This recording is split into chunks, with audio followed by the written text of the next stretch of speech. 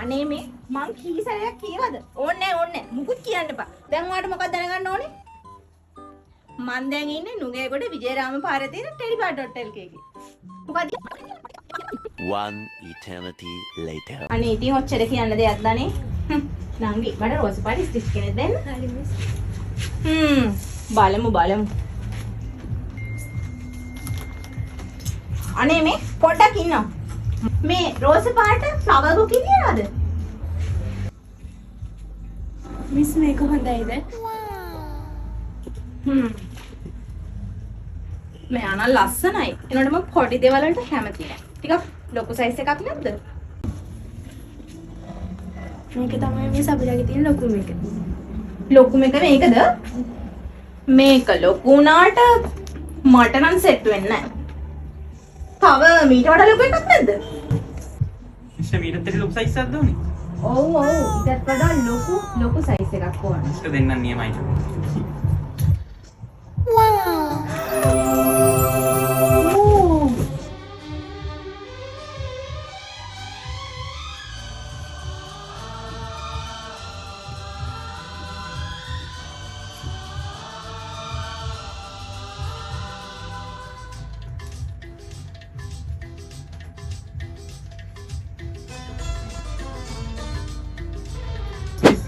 Bill एक 11,700 cash the card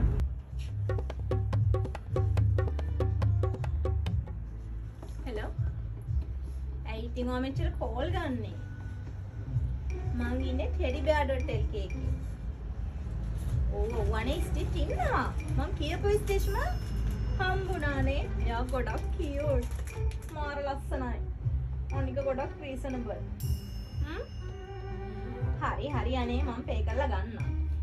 මොකද්ද? ඕ 11,700යි වෙන්නේ. ෆ්ලවර් බුකේ එකයි මේ ස්ටිච්.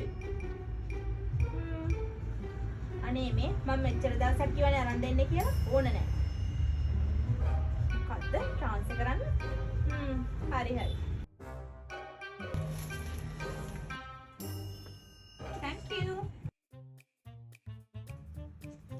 ඔන්න ඔහොමයි නංගි කොල්ලන්ගෙන් දතක් ගලවන්නේ. bye හිත හිරි වැටුණාදෝ